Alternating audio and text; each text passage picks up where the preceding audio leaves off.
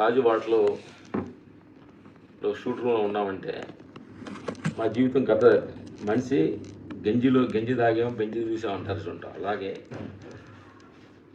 మేము 40 సంవత్సరాల ముందు చెన్నై వెళ్ళక ముందు ఊర్లో ఉన్నప్పుడు గొడ్ల సావిడిలో కొనుక్కునేవాడు.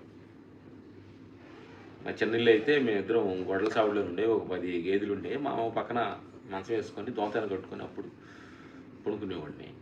నా మిత్రులారా, జీవితం అనేది అన్నీ ఈ జన్మలోనే ప్రతిది కూడా చూడాలి. చూసిన దానిలో ప్రతి దానిలో ఒక అనుభవం మనం తెలుసుకోవాలన్నమాట. ఇదంతా క్రెడిట్ గోస్ టు గాడ్.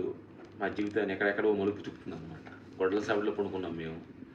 ఈరోజు తాజ్ స్టార్ వాటర్లో 8 అంతస్తు ఫ్లోర్లో ఒక షూట్ రూమ్లో ఉన్నామంటే ఇదంతా క్రెడిట్ గోస్ టు గాడ్కి చెప్పాలి. మనం ప్రతిదీ కూడా ఏంటంటే ప్రతి మనుషులకి ఇలాంటి డిఫరెంట్ అప్ అండ్ డౌన్స్ ఒక స్థాయి నుంచి ఒక స్థాయికి వస్తూ ఉంటుంది.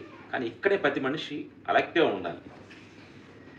ఎప్పుడైతే ఒక రేంజ్కి మనం వచ్చామో ఇక్కడే మనకు తెలియని ఒక అహంకారం, నేను అనే ఒక భావన వచ్చేస్తుంది అనమాట. ఇలాంటి విషయాల్లోనే చాలా అలెక్టివ్గా ఉండాలి.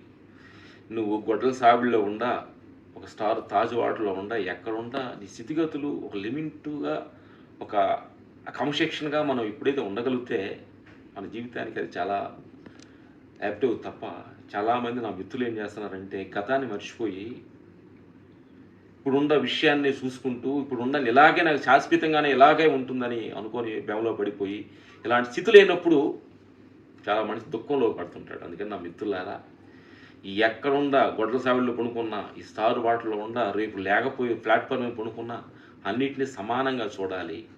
చూసినప్పుడే నిజమైన ఆత్మస్థితి అని సత్యాన్ని చెప్పుకుంటూ, ఇది మా గొప్పతనం కాదు, గురువుల దగ్గర నేర్చుకున్న ఈ అనుభవం అన్నమాట. ఇది అందుకని దీన్ని కూడా అలెక్ట్గానే ఉంటుంది. ఇది అనిత్యమే, ఇది శాశ్వతం కాదు.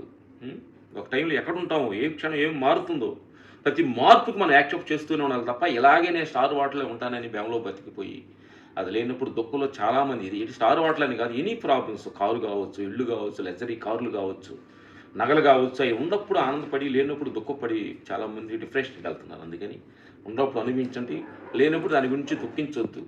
ప్రతిది కూడా కరెక్ట్గా ఉండదు చూస్తూ. Okay, thank you.